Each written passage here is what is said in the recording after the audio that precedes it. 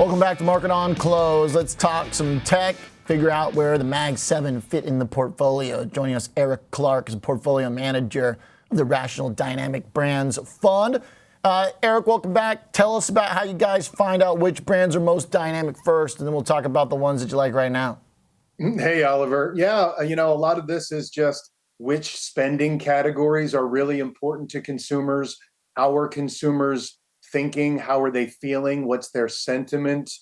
The consumer has been largely underappreciated all year. We've kind of talked about the consumer being tapped out, but there's no data to support that. Consumers are being very stingy about spending, but they are indeed spending in the most important areas. And obviously, Amazon is a key name and a key theme for all consumers. We all have the box in front of our mailbox almost on a daily basis. So consumers are good, and looking forward to holiday spending being pretty robust.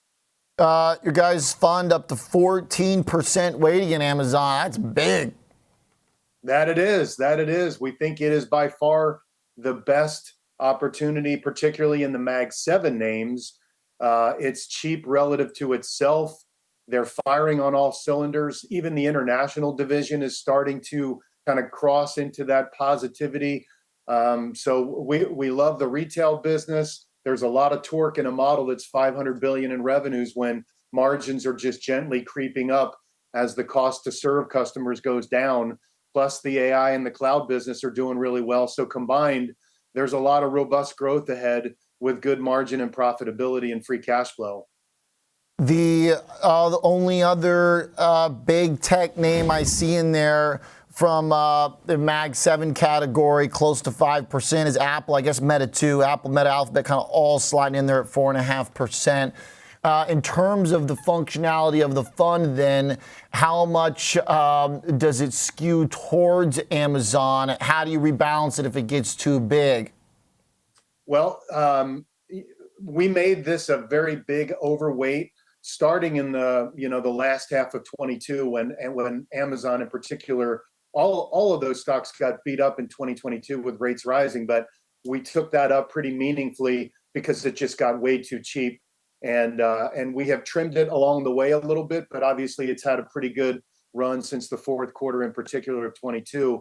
We're happy having it even bigger. I mean, if we pull back even further, I don't anticipate much more pullback. It's already had about a 6% pullback here in the last 2 or 3 days, but it's just broke out of its 2021 range. So that one's kind of early in its breakout, and the business is really inflecting higher. So we're happy at 14-15% weight, but if the market sold off and it got a little cheaper, I'm happy to build it bigger. I mean, the ETF's like 25% Amazon. So, we're certainly not opposed to being bigger in a name that we have super high confidence in. Okay, fair point.